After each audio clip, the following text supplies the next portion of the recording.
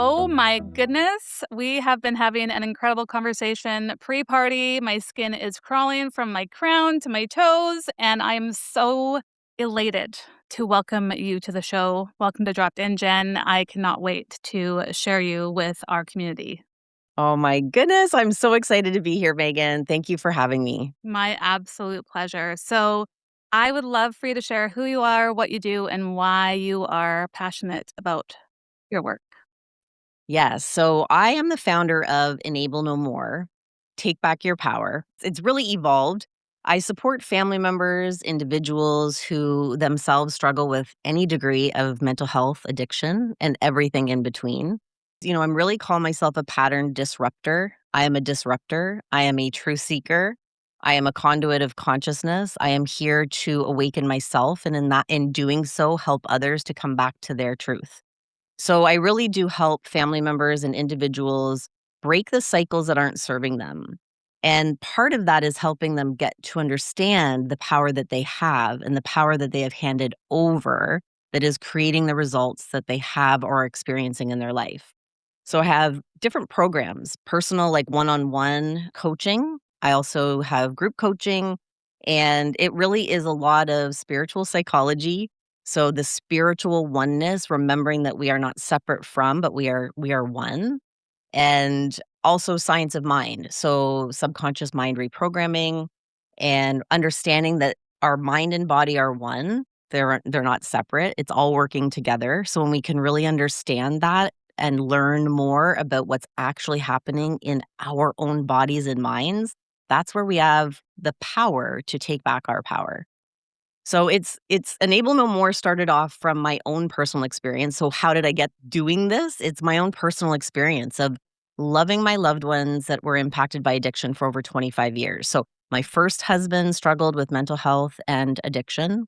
My second husband became an alcoholic. Well, he was an alcoholic, and mental health struggles. And then it was my son's journey at age 15 when he started down the road of substance misuse, which led to very quickly to his first inpatient 6-month treatment at 15 years old.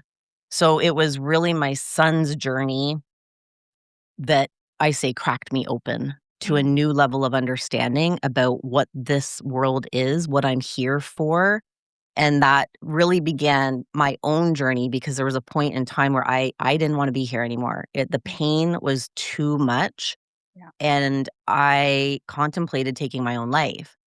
And in those moments were the moments that something so profound shifted within me, and I started to seek more and understand more from a new perspective.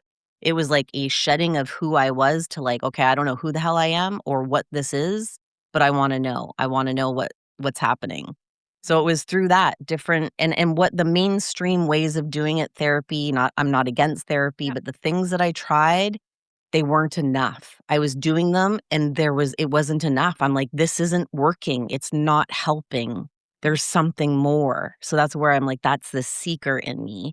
Yeah. And when I started to learn different modalities of healing and energy work, certification in yoga and meditation and breath work, shamanism, science of mind, spiritual psychology, deep, deep work of trauma healing, generational healing, I started to recognize what my family and I had been going through wasn't just my son's issue. It wasn't just my husband's issue. It wasn't just my issue. It's been happening for a long time. We just didn't understand the patterns that were being transferred through generations of unhealed trauma and energy. Mm, yeah. So, that's the work that I bring that I believe is the missing piece in the recovery world, a Mhm. big piece of what is missing and why people are continuing to suffer and why we're seeing the crises that we are, and recognizing we're all experiencing addiction from one degree to another. It just looks different. Yeah. Oh my goodness. We have very similar very similar stories, very similar, beliefs, and I would imagine values as well, and wow. Thank you for, being so committed to this work and for leaning in and for obviously being the embodiment of the work that you do, and I can relate, Mm, to the whole aspect of the traditional therapy world. Again, nothing wrong with that. There's always a time and place. Absolutely. And it's not getting to the root of the matter. And through all the therapies that you just shared, this is truly how we start to create that automatic lasting change is getting to the root, right? Exactly, and that's one of the, core teachings is what I call the root system of recovery, Mm, that we are the heart of healing. Each individual is the heart of healing. I cannot heal another, I can heal myself, and in doing so, create a ripple, and when I heal myself, I am getting to the root, mhm. which goes beyond me, but I don't have to do it by trying to fix somebody else. It Yeah. starts here. It starts within. And Mhm. I look at this from not just an individual, but when I heal, going into community. It's not just one individual, it's not just one family, it's community. It's where we live. It's our countries, it's our world, and it starts at one place and the ripple effect just keeps going. It's the same teachings, it's the same principles, it just shows up in everything that we do. Our Mm, workplaces, corporations, like, it's yeah. everywhere. It is. I That's My whole body's vibrating. It's so fascinating. So I used to work at a treatment center as a nurse, and then I saw we were speaking about something so profound. So I can't wait to get dropped into that. But I kept seeing these individuals coming back. Sometimes, like there was individuals coming back 7 times back to yeah, treatment. Like that is a not only a huge bill, but look how much that's hurting their physical, spiritual bodies. yeah, And I remember going to the clinical team and saying, I have this Kundalini teacher training. I think it would be profound to bring this into the treatment center, and so they said yes. And so starting to see really incredible transformations from this potent technology. But I would always say during shavasana is take a moment to honor yourself for advocating for yourself and the profound ripple effect it's creating within yourself, your community, and the collective. And I would say that after every class. So I love that you just spoke about the ripple effect because it's yeah. real. It is real. It is real. And from a personal perspective, I mean, I see this in my clients, but I saw it with myself first because I always say, I am my first client. I have Mhm. always been my first client. I am still my first client.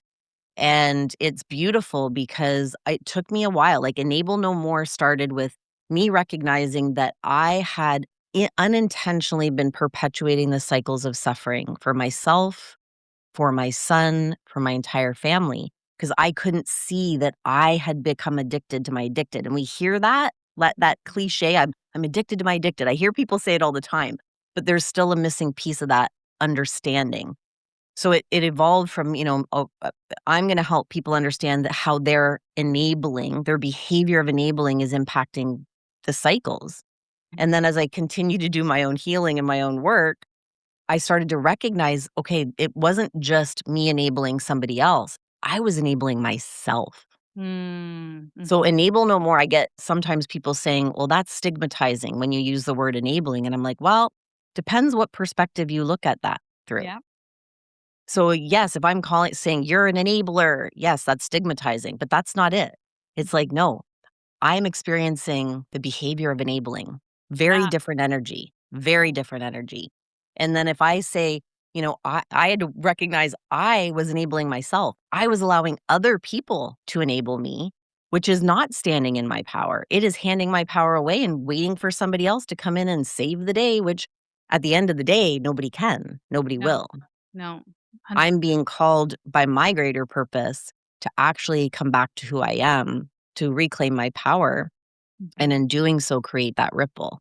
And the work that we do, and this is where it's still continuing to evolve as it does, because as I continue to evolve and shed layers of who I am not, and remember who I am, my business continues to change, and the patterns now I see, that's all the same patterns. It doesn't matter whether you're in active addiction or you're in recovery or you're struggling with depression or you're working in a corporate job and you just can't seem to get past that whatever thing that's in your way. It's all the same patterns. They're just showing up differently. Because Mhm. as I've healed certain aspects of my patterns within my loved ones with addiction, I started to see them over here in my finances, or I started to see them over here in my business. I'm like, "What?" Like, I thought I dealt with this. It's like it's Yeah. this pattern, it's just different layers and and they're all it's all happening all the time. We just don't see it. So as we Mhm. peel off a layer, another belief shows up or that same belief or pattern shows up in different ways. And that's the beauty. Mhm. I am fascinated at witnessing myself through this process because it's like, "Oh, holy shit, there you are again, you Yeah. sneaky little, limiting belief. I Yeah. see you. I got you, 100%. girl." 100%. I would the saying, "New level, new devil?" I Yes. always say new level, next level of self you're getting called up to, right? Because we've never arrived. It's always this ongoing newfound sense of self-awareness. So, Yeah, yeah. Oh, exactly. and what a Exactly. powerful pattern interrupt, enable no more. Like, it's just such a powerful statement in itself. So, And it's such an action, right? yeah. It's just like enable no more. Mhm. That's your first step. And then when the result of that is to take back your power. Right? Mhm. So enable no more, you're disrupting a pattern and you're taking back your power. And that's actually gonna be my next podcast coming out. Literally, enable no more, take back your power. So Yeah. yeah, it's fun. Like some Mhm. people say to me, "Oh, it's such heavy work." And sometimes it is heavy Mhm. work. Yeah. Um and I find it fascinating because it's like watching and witnessing the transformations that happen when people awaken to their Mhm. truth, Yeah. that the power that they are been seeking Mhm. outside of themselves has been within the entire time. Yeah. And when those things start to click, connecting the dots start to connect, Mhm. it's like to see somebody just go, whoa. It's like, Yeah. that's what I Yeah. live for. I love it. Mhm. So we were pre-party speaking about spiritual warfare, and I would Mhm. love to really get dropped into this because as a Yes. nurse, I had this huge epiphany witnessing these incredible individuals coming into treatment. Brilliant Hmm. beyond their own minds, Yeah. and often diagnosed with all these different, and this might be controversy, Yeah. and getting diagnosed with all these different labels, and I have a completely different perspective on it. So I would love to hear your perspective on the spiritual warfare aspect of addiction. Yes. Yes, and it's something that, I've been witnessing for quite some time with my loved ones.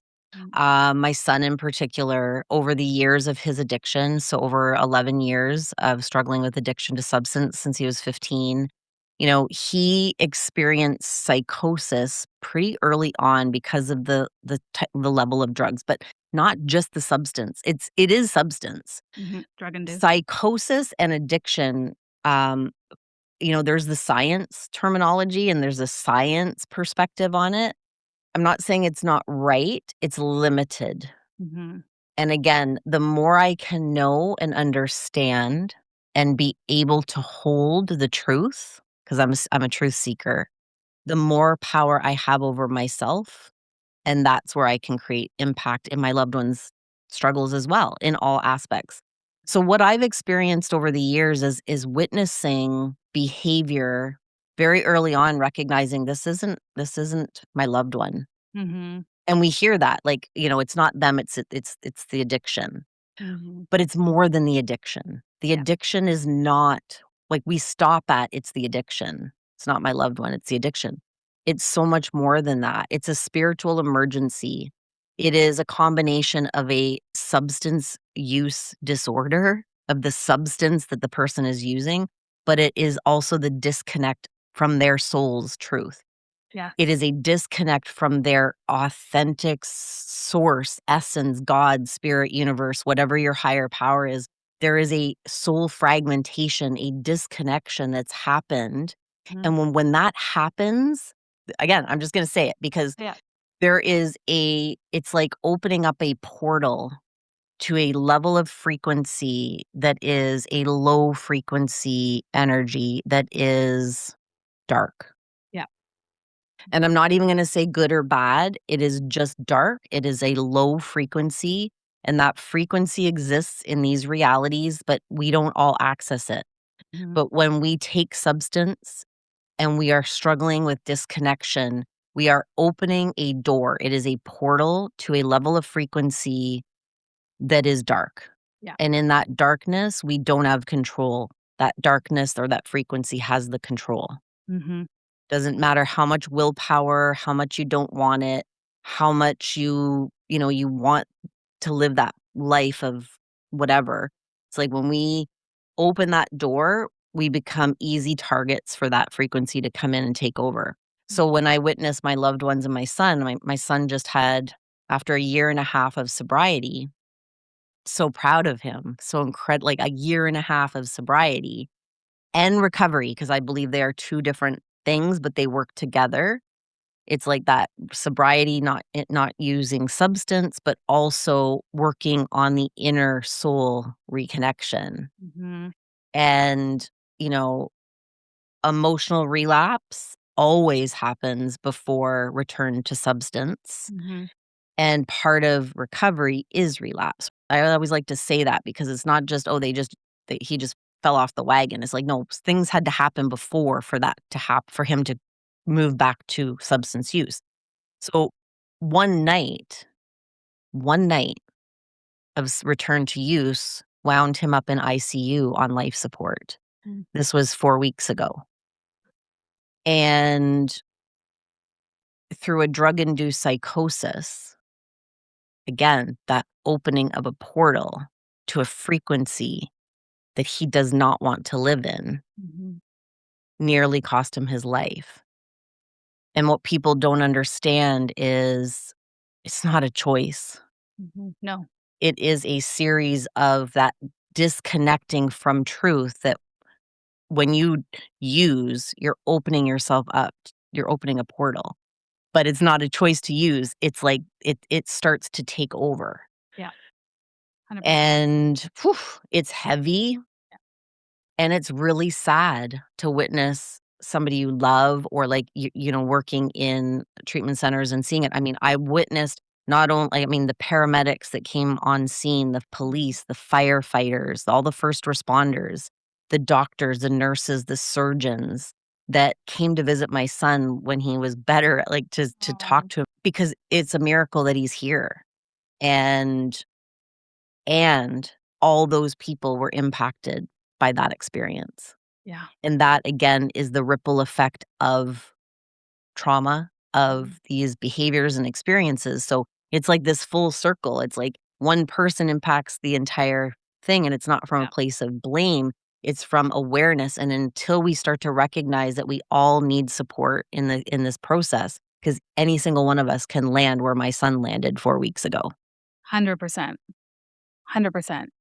I have so much to share about this, especially in terms of I'm a firm believer, and this is something that I started to really lean into working at the treatment center. Is I would see these individuals come in, and so at the time they would be intoxicated on alcohol or drug of choice, and I started to learn that their souls were not a part of their physical body at that time. Their souls are actually like floating away because it just doesn't feel safe for them to be there. And I remember, do you believe you're a spiritual recovery coach, so I would imagine you believe in empaths and all Oh, that. yes. Oh, yes. So, Oh, I'm yes. highly like a high empath, highly sensitive individual, and I remember just being so exhausted, so depleted. I'm like, "Everything feels fine, like, there's nothing wrong with me."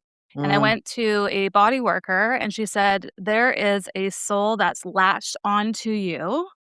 When she cleared the energy, there was, like, literally cigarette smoke in the room. It was yep, wild, wild. So, I have always protected my energy, but I really got down and dirty of protecting my energy, right? Because it's like yep, you don't know, but when we get into that world of addiction, it is so dark. Is such a dark world, right? yeah, And I also think these individuals that are getting diagnosed with bipolar, or like I won't get in down the rabbit hole, but I'm also think that these people are so highly sensitive that the world feels too much that they want to escape somehow. So they find a drug of choice. Yes, it could be from trauma, but it also could be from the global trauma that we're experiencing. And it feels too 100%. much. And trauma is too much too soon. So if it feels too much too soon, we're going to use something to make ourselves, quote unquote, not feel that, right? Yeah, and that's where it's a solution, right? I 100% agree with everything that you said. I mean, when we look at mental health, I mean, my loved ones have been diagnosed with everything under the sun, right?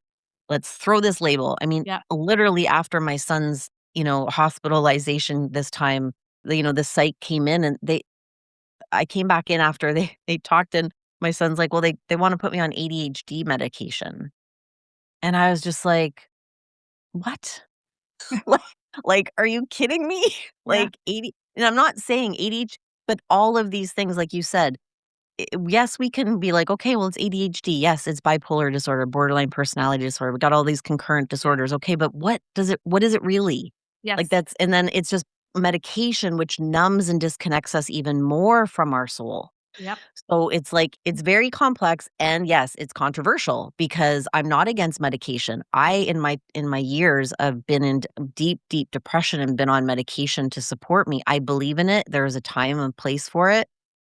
And we have the power to reclaim our soul's truth, to learn how to process our emotions, to access help where we can help cut cords of energies, of entities, of low frequency energies that are attached to us and have them removed and start to come back to our truth and our power. And there's people, I see it all the time, that have done the work, that have explored the deeper understandings, the truth underneath the diagnoses, that are able to come back to a very fulfilled, healthy, whole life. Mhm.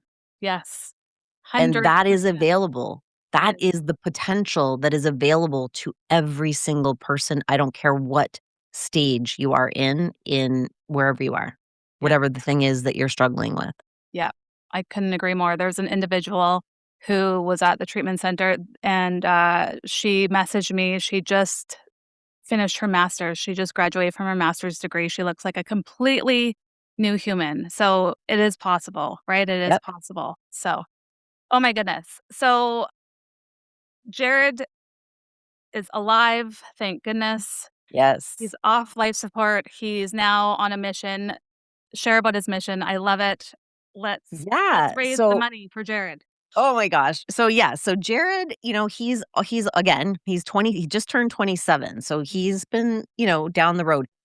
After we got him off, we were at the hospital and I said to him, I said, "Jared, how would you feel about a service dog?" And he teared up and he was like, "I would love that, mom." Mm, So to bring this kind of together, because this is a really amazing, this is about community. I am such a person that is like, I'm all about community because community to me is unity. And in unity, we have opportunity and possibilities for change. mm, Sometimes we can't see it ourselves, but when we're surrounded by people who have our backs, that are walking along this journey with us, anything's possible. So, through preventative health awareness movement, that is a breaking down the silos grassroots movement to help healthcare practitioners come together because we have these broken systems, overburdened healthcare system, a lot of incredible doctors, nurses, paramedics, by all the things wanting to do good work, that are doing good work, but they're fighting a system that isn't here to hold the truth of the level of healing that needs to come. So this is coming, bringing everything together. So in February, I was at an event, speaking at an event, and I met at this event Ability Dogs Canada, which trains service dogs specifically for individuals that struggle with PTSD, addictions, mental health. And it was a full circle moment because I was sitting there in the garden with my son, he's still struggling. And I asked him this question and he said, "I would love it." I'm like, "I will send her a message right now and let's see what we can do." When you're a mama, when you're loving somebody, I don't care. There is another possibility. There is another option. There is another tool. There is another resource. That's the way I live. There is more. There is always a reason or a way through. So I reached out to her. We were like, "Yep, let's do this." But it was, the cost and also responsibility because I'm all about radical responsibility. So, Jared, to my son, how would you feel about starting a GoFundMe page? Because I wanted him to be part of it and take ownership of it. mm. And his story is powerful. This kid should not be here, No. but he is. Yeah. This is not just the first incident. This has been many of similars. So he actually finally said, "Yeah, I want to share my story." Mm, And I sat on the phone with him and he typed what you'd read in the GoFundMe. And him and I both were crying because this is the first time that he is stepping out of shame Yeah. and the humiliation that he holds himself in, and he believes others see him through Yeah. that vision.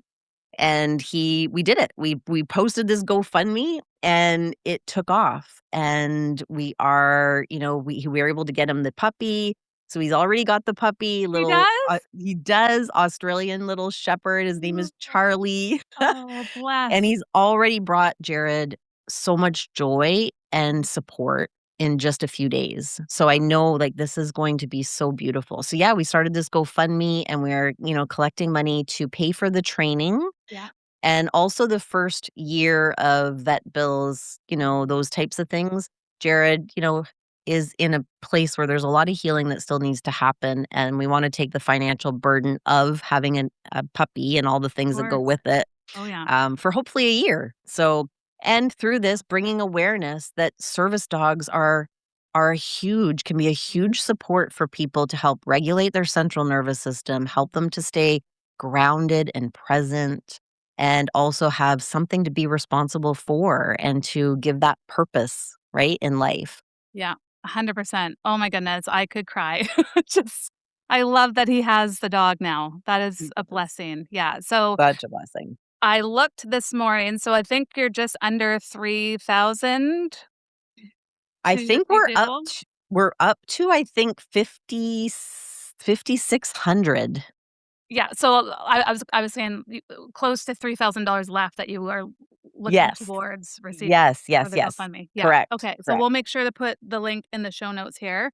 Amazing. And Aw, yeah. thank you. Oh, of Yeah. course, of course. What a phenomenal story. It really is. It's profound to see where he was 4 weeks ago. Also, the resiliency of the human body is just Mhm. blown my mind. To witness somebody who was, yeah, for all intents and purposes, not here, to be come back and to be where he is today, it just shows you the resiliency. Our bodies are the most intelligent computers. And, we all need support, and support can come in many different ways. Behaviors, I always say behaviors make sense, but opportunities and resources can really drive change in those behaviors and create a new way forward. So, Mm. yeah, I'm so proud of him. And I was so grateful to be able to be there with him during that time too, and to Mhm. support him when, he needed to be held. Ugh. How are you doing, Jen? Because like 4 weeks is not very long. I lost my puppy 5 weeks ago, and I'm still not okay. I know Jared's alive and but, Yeah. like, how are you? Like, because that's traumatic in itself. Thank you for asking. It is traumatic, and I'm doing well. I'm doing well, and I'm honoring the moments where it's a little messy Mhm. internally. I'm honoring the moments where the grief surfaces. There's grieving that is my son's still here and he's doing well, but there's levels of grief that overtake at times. And I am just so grateful for the tools that I have and the resources that I have to regulate myself and the work that I've done. Like, it was so funny because when it was in BC. I was in with my son in BC, and there was one night and I was in my actually, it wasn't a hotel room. I stayed at Joanna's house, which is like almost like a Ronald McDonald house for families. It was such a blessing. Oh, wow. But I'm sitting in my room, and it was like early in the morning, and I'm like, "Jen, are you okay? Like, are you okay?" Like, Mhm. really asking myself, like, what, looking around the room, like, "Are you okay? Like, something's wrong. You should be more upset. You should be more, like, falling apart like a puddle on the floor. Like, what? Like, are you okay?" And it was such a Yeah, profound moment for yeah. me because I'm like, "Yeah, I'm Mhm. freaking okay. Yeah, Like, I'm okay." And yeah. it was a moment that I recognized that I've been here before. It doesn't mean that it doesn't hurt. It Mhm. doesn't mean that I don't care, because those are the beliefs that I would have put on it before if I wasn't crying or upset or whatever, right? Yeah. But it's that emotional charge within me isn't connected to past experiences anymore. Mhm. and I have the ability to regulate and watch the thoughts in my mind and stop them in their tracks. And that really is what pattern disruption is. When we disrupt the pattern, Mhm. we force the entire system to reorganize itself. Yeah, 100%. That's the power that we have, and it was just a really cool moment, so thank you for asking. It's still and that's why I love being able to really try to feel the whole spectrum of what I'm here to feel, which is really what we're being called to in life, is to not suppress any emotion, Yes. but to be able to hold it and allow it to move through me with Mhm. honor and grace and love, Yeah. and then let it go.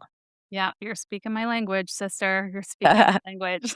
Yeah. Yeah, it's oftentimes when we're in those experiences, not that I have ever been in that experience, but it's like, am I bypassing right now? It's like, no, Right. no.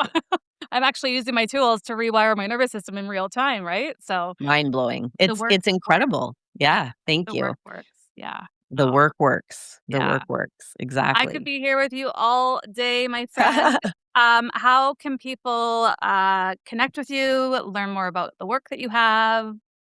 Yeah, so you can, follow me on Instagram, Enable No More, at Enable No More, and my website is enablenomore.ca, all different programs that are in there. There's a beautiful free resource page which lots of freebies in there, and, Moms on a Mission community, which is a membership community where we work on all of the things that we were just talking about, whether you're impacted by addiction or a loved one's addiction, or whether you're just somewhere where you just don't want to be anymore and you're not sure how to make those changes, or you've tried and maybe you keep hitting that wall, everything you need is within that membership as well. So it's a great place to start. And yeah, reach out. Info at Enable No More if you want to send me an email and we can just chat. Beautiful. I love that. Yeah. Mom's on a mission. Mom Profound. is on a mission. Mom is on a mission. All right. So before we say goodbye for now, what is a message of hope that you can offer the listeners for those who might feel like quitting or throwing in the towel?